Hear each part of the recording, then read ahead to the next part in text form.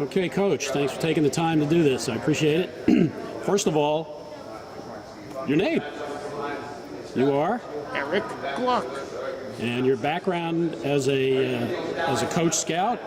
Tell us a little about that. As a Coach Scout, I came out here to college. My degrees are in Health Science and Human Performance. Got my master's credits from CCNY. And I'm licensed in 2 states as an educator and scouted in professional baseball for 18 years. Obviously, you scouted, must be for the Orioles, since you were wearing the Oriole coat. That was true for a good part of my career, yes. And who were some of the pros that you had the good fortune to meet and scout while you were a pro scout? Oh, boy. Sean Casey, Greg Biggio, Roy Smith, Willie Frazier, Mo Vaughn, to name a few. There are many others. I remember you told me Manny. Manny Ramirez. Manny Ramirez, you saw him in Washington Heights, right? Yeah, Manny Ramirez. Okay.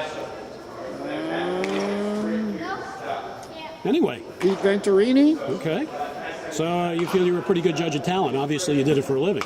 Yes, I was. I did it for a living. Okay. And since then, since your retirement, you still stay in touch with the pro scout organization, obviously. I still know people in most of the organizations, yes. Okay. And now in your retirement, you're still associated with baseball, and you do what, coaching? Tell us about the coaching that you do. Well, I coach the Wappinger Yankees at a collegiate baseball league, which is made up primarily of college ball players. I'm on the coaching staff, and we are the only team since the organization's inception to have won 9 championships, including the last 5 years in a row. And I am the baseball director at the Eastern School Baseball Softball Academy, where I am doing this interview. Okay, and the reason you're doing this interview now is because one of your students. Is because of one of my students. And this is Dillon Carr. So how long have you been coach? When did you first meet Dillon, and how long have you been coaching him? I've been coaching Dillon about 10 years. Wow. Since he's about 8 years old. Wow, that's a long time. And what are some of the things that you saw, and what are the things that you've accomplished with Dillon that you feel? Well, I haven't done the accomplishing. Dillon's done the accomplishing. I just made the product better. Okay. And what I like about Dillon is that from day one, I saw that he had the reflexes and the athleticism that could be developed, where I thought he would be a very viable player. Okay, and one of the things that you brought him along to be was a switch hitter, right? Was a switch hitter, that is true. And I do that with very, very few youngsters, but there was little doubt in my mind that he was capable of succeeding with this venture. And you're very happy with his skills now that he's a ripe old 17 years old? I am very happy with his skills. I'm happy with his skills. I'm happy with his size.